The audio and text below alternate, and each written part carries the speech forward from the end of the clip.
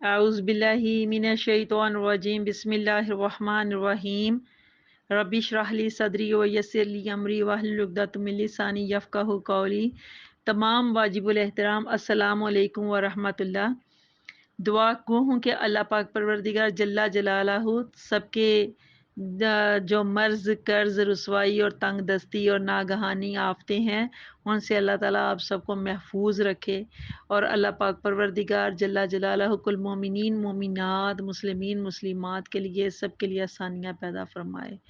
آمین اللہم آمین۔ انشاءاللہ عز و جل پارہ نمبر 6 سورۃ المائدہ مبارکہ کا رکوع نمبر 4 تلاوت کریں گے، اور ساتھ میں ترجمہ و تفسیر میں دیکھتے ہیں اس میں اللہ تعالیٰ نے کیا بیان فرمایا ہے، اور اللہ تعالیٰ ہمیں قرآن کا فہم و ادراک عطا فرمائے، آمین۔ بسم اللہ الرحمن الرحیم۔ وَإِذْ قَالَ مُوسَىٰ لِقَوْمِهِ يَا قَوْمِ اذْكُرُوا نِعْمَتَ اللَّهِ عَلَيْكُمْ إِذْ جَعَلَ فِيكُمْ أَنْبِيَاءَ وَجَعَلَكُمْ مُلُوكًا وَآتَاكُم مَّا لَمْ يُؤْتِ أَحَدًا مِّنَ الْعَالَمِينَ يَا قَوْمِ ادْخُلُوا الْأَرْضَ الْمُقَدَّسَةَ الَّتِي كَتَبَ اللَّهُ لَكُمْ وَلَا تَرْتَدُّوا عَلَىٰ أَدْبَارِكُمْ فَتَنقَلِبُوا خَاسِرِينَ قالوا يا موسى إن فيها قوما جبارين وإنا لن ندخلها حتى يخرجوا منها فإن يخرجوا منها فإنا داخلون قال رجلان من الذين يخافون أنعم الله عليهم ادخلوا عليهم الباب فإذا دخلتموه فإنكم غالبون وعلى الله فتوكلوا إن كنتم مؤمنين قالوا يا موسى إنا لن ندخلها أبدا ما داموا فيها فاذهب انت وربک فقاتلا ان هاہنا قاعدون قال رب انی لا املک الا نفسی واخی فافرق بیننا وبین القوم الفاسقین قال فإنها محرمات علیہم 40 سنة یتیہون فی الارض فلا تأس علی القوم الفاسقین۔ صدق اللہ العظیم۔ اللہ تعالیٰ فرماتے ہیں وَإِذْ قَالَ مُوسَىٰ لِقَوْمِهِ کہ اور جب کہا موسیٰ علیہ السلام نے اپنی قوم سے، یا قوم اذکروا نعمت اللہ علیکم، اے میری قوم اللہ کا احسان جو تم پر ہوا ہے نا اس کو یاد کرو، اذ جعل فیکم انبیاء کہ جب بنائے اس نے تم میں سے انبیاء، کہ تم میں سے انبیاء اس نے بنائے، وجعلکم ملوکن اور تمہیں حکمران بنایا، تمہیں ملوکن یعنی کہ تمہیں بادشاہت دی، تمہیں حکمران بنایا، واتا کما لم یوت یہد من العالمین اور اللہ تعالیٰ فرما رہا ہے کہ تمہیں وہ عطا فرمایا جو اللہ نے احد من العالمین سارے جہانوں میں سے کسی کو جو نہیں عطا فرمایا تھا وہ تمہیں عطا فرمایا۔ یا قوم ادخلوا الباب المقدسۃ التی یا قوم ادخلوا الارض المقدسۃ التی کتب اللہ لکم۔ حضرت موسیٰ علیہ السلام نے کہا یا قومی اے میری قوم تم داخل ہو جاؤ اس پاک زمین میں، ارض المقدسہ یہ مقدس زمین، جو پاک زمین ہے اس میں داخل ہو جاؤ، اور جسے اللہ تعالیٰ نے تمہارے لیے لکھ دیا ہے۔ وَلَا تَرْتَدُّوا عَلَىٰ أَدْبَارِكُمْ اور نہ پیچھے ہٹو، لا ترتدو اور نہ پیچھے ہٹو پیٹھ پھیرتے ہوئے، فتن قالب خاسرین ورنہ تم خاسرین خسارہ اٹھاتے ہوئے، نقصان اٹھاتے ہوئے تم لوٹو گے، تم پلٹو گے۔ کالو یا موسیٰ کہنے لگے اے موسیٰ یعنی کہ جو بنی اسرائیل جو قوم تھی حضرت موسیٰ کی، وہ حضرت موسیٰ علیہ السلام سے کہنے لگے انا فیہا قومن جبارین اس زمین میں تو بڑے جابر قسم کے لوگ آباد ہیں، وَإِنَّا لَن نَّدْخُلَهَا اور ہم ہرگز داخل نہ ہوں گے اس میں، حتیٰ یخرج منہا جب تک وہ وہاں سے نکل نہ جائیں، وہ جو بڑی جابر قوم ہے نا وہ جب تک یہاں سے نکل نہیں جائے گی نا تو ہم اس وقت تک ہرگز اس میں داخل نہیں ہوں گے۔ یہ کون کہہ رہا ہے؟ یہ حضرت موسیٰ علیہ السلام کی قوم کہہ رہی ہے حضرت موسیٰ علیہ السلام سے۔ فَإِن يَخْرُجُوا مِنْهَا فَإِنَّا دَاخِلُونَ اور کہہ رہے ہیں کہ اور اگر وہ نکل جائیں اس سے تو پھر ہم ضرور داخل ہوں گے۔ قَالَ رَجُلَانِ مِنَ الَّذِينَ تو اس وقت رجلانی تثنیہ کا صیغہ ہے کہ دو آدمیوں نے کہا، یہ جو دو اللہ والے تھے اللہ کے جن کے اوپر بڑے خاص انعام نازل ہوئے تھے، تو اللہ تعالیٰ فرما رہا ہے قال رجلانی دو آدمیوں نے اس وقت کہا جو من الذین یخافون جو اللہ تعالیٰ سے ڈرنے والوں میں سے تھے، انعم اللہ علیہما اور اللہ تعالیٰ نے ان دونوں کے اوپر اپنے انعام فرمائے ہوئے تھے، اللہ تعالیٰ نے ان کے اوپر انعام فرمایا ہوا تھا۔ تو انہوں نے کیا کہا مدخلوا علیہم البابا کہ تم بے دھڑک ان پر یہ جو باب یعنی کہ دروازے نا، تو اس دروازے سے تم داخل ہو جاؤ۔ فائزہ دخل تو منہ ہو، اور جب تم داخل ہوگے نا دروازے سے، تو فَإِنَّكُمْ غالبون، تم یقیناً تم بے شک تم غالب آ جاؤ گے۔ یہ وہ جو دو آدمی تھے جو اللہ والے تھے، جن کے اوپر اللہ تعالیٰ کا خاص کرم تھا، اللہ نے ان کے اوپر انعام فرمایا تھا، انہوں نے کہا ہے کہ جب ساری قوم نے انکار کر دیا کہ ہم تو نہیں اس وقت تک داخل ہوگے جب تک وہ جابر قوم وہاں سے نکل نہیں جائے گی، تو یہ جو اللہ والے تھے انہوں نے کہا کہ تم اس دروازے سے داخل ہو جاؤ، یقیناً تم غالب رہو گے، وَعَلَى اللَّهِ فَتَوَكَّلُوا، اور اللہ کے اوپر بھروسہ کرو، اللہ کے اوپر توکل کرو، ان کنتم مؤمنین، اگر تم ایمان والے ہو۔ قالوا، تو کہنے لگے، آگے سے حضرت موسیٰ علیہ السلام کی جو بنی اسرائیل کے قوم کے لوگ تھے وہ کہنے لگے، یا موسیٰ، اے موسیٰ، اِنَّا لَن نَدْخُلَهَا أَبَدًا مَا دَامُوا فِيهَا، کہ ہم تو ہرگز داخل نہ ہوں گے اس میں، آبادن قیامت تک، ہمیشہ ہمیشہ کے لیے ہم تو اس میں اس وقت تک داخل نہیں ہوں گے جب تک وہ وہاں ہیں، جب تک وہ فیہا اس میں، یعنی جب تک وہ وہاں اس میں ہیں اس وقت تک ہم اس میں داخل نہیں ہوں گے، آبداً ہمیشہ کے لیے، قیامت تک کے لیے۔ فَاذْهَبْ، تو پس جاؤ، انت و ربک، تم اور تمہارا پروردگار، تمہارا رب، انت تم، و ربک اور تمہارا رب، یعنی کہ یہ دو چیزوں کو مخاطب کر کے گیا ہے کہ تم اور تمہارا رب جاؤ، فا قاتلا، اور دونوں لڑو جا کے، انا ہا ہونا قائدین، ہم تو یہاں ہی بیٹھے رہیں گے۔ قالا، تو اس وقت موسیٰ علیہ السلام نے عرض کی، حضرت موسیٰ علیہ السلام نے قالا فرمایا، ربی، اے میرے رب، اے میرے پروردگار، انی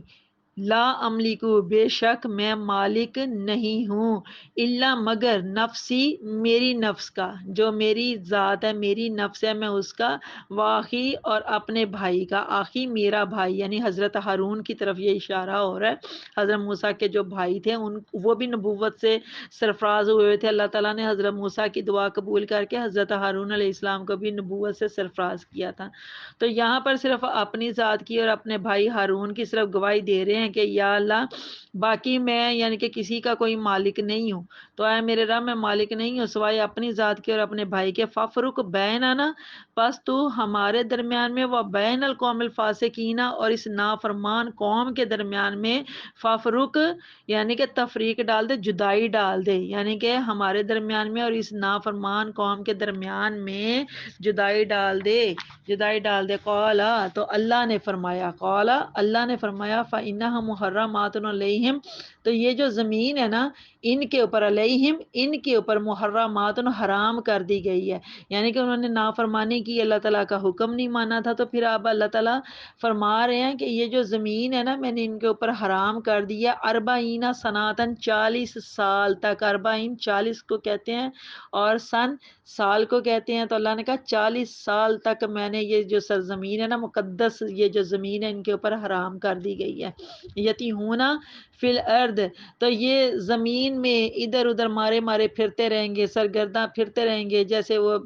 آوارہ جیسے پھر رہے ہوتے ہیں نا لوگ، اللہ تعالیٰ نے فرمایا یہ ایسے پھرتے رہیں گے۔ فلا تاسا علی القوم الفاسقین، تو آپ غمگین نہ ہونا، لا تاسا، تو آپ غمگین نہ ہونا، مایوس نہ ہونا، علی القوم الفاسقین، اس نافرمان قوم کے انجام پر۔ صدق اللہ العظیم۔ تمام واجب الاحترام سورۃ المائدہ مبارکہ کا رکوع نمبر 4 کی آیت نمبر 20 میں اللہ تعالیٰ اپنے حبیب صلی اللہ علیہ وآلہ وسلم کو بتا رہے ہیں کہ ان کی یہ جو ضد اور ہٹ درمی ہے نا، یعنی حضرت موسیٰ علیہ السلام کی قوم کا یہاں پر ذکر ہو رہا ہے، بنی اسرائیل جو قوم تھی حضرت موسیٰ کی، ان کا یہاں پر ذکر ہو رہا ہے۔ تو اللہ تعالیٰ فرماتے ہیں یہ حضرت موسیٰ کی جو قوم ہے بنی اسرائیل، یہ ان کی جو بدتمیزیاں ہیں نا، تو صرف یہ آپ کے ساتھ مخصوص نہیں ہے، یہ اپنے پیغمبر موسیٰ علیہ السلام کے ساتھ بھی اللہ تعالیٰ یہاں پر یعنی کہ یہ جو بات ہے نا، یہ ساری اپنے حبیب صلی اللہ علیہ وسلم کے ساتھ مخاطب کر کے ان کو بتا رہے ہیں کہ یہ جو یہودی ہیں آج کو یہ نیا کام نہیں کر رہے، یہ یہودی حضرت موسیٰ علیہ السلام جب یعنی کہ ان کی قوم بنی اسرائیل میں مبعوث فرمائے تھے حضرت موسیٰ علیہ السلام، تو اس وقت بھی یہ قوم بدتمیزیاں کیا کرتی تھی اور حضرت موسیٰ علیہ السلام کو یہ ستایا کرتے تھے۔ تو اللہ تعالیٰ فرماتے ہیں کہ یہ صرف آپ کے ساتھ مخصوص نہیں ہے، ان کی یہ جو بدتمیزیاں یہ اپنے پیغمبر موسیٰ کے ساتھ بھی ایسے پیش آیا کرتے تھے۔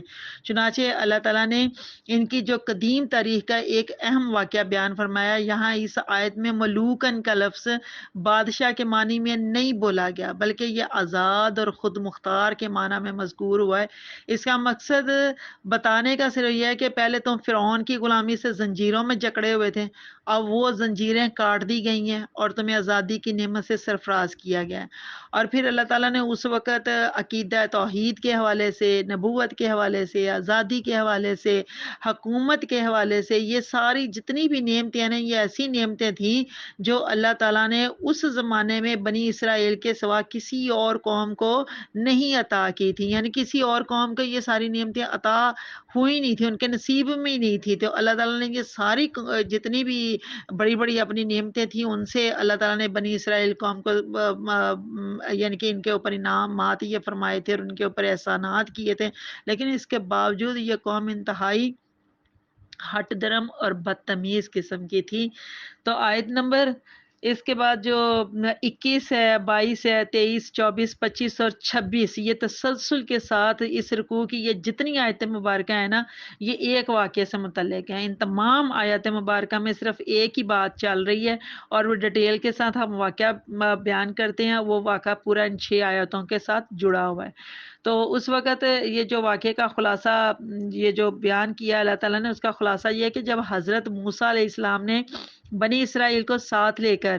مصر سے ہجرت کی اور سمندر کو عبور کر لیا اور فرعون لشکر سمیت اس میں غرق ہو گیا، تو حضرت موسیٰ علیہ السلام نے وادی سینا میں قیام فرمایا، 1 سال وہیں قیام فرمایا۔ اسی دوران آپ کو توریت اللہ تعالیٰ نے عطا فرمائی اور اس کے بعد آپ نے اپنی قوم کو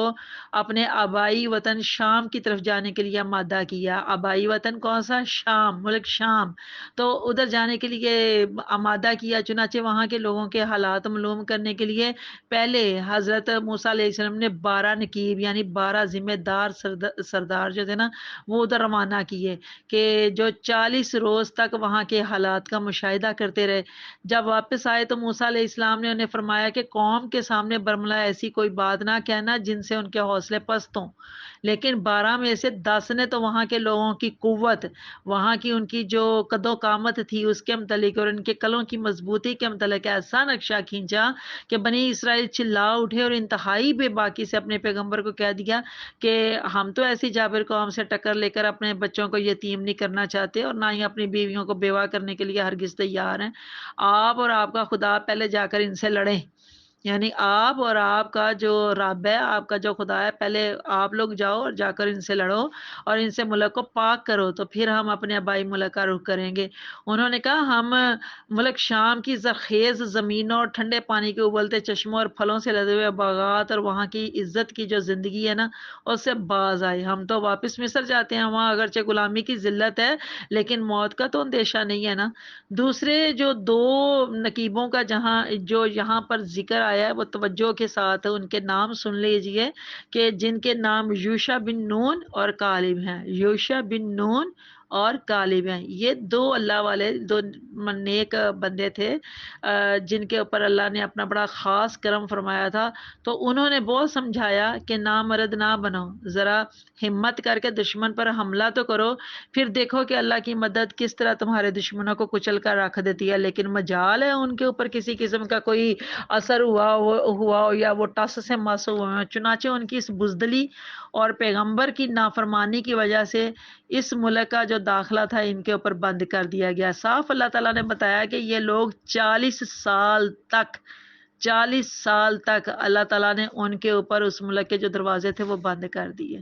اور یہ لوگ جو تھے نافرمان یہ 40 سال تک مختلف جنگلوں میں، ویرانوں میں، صحراؤں میں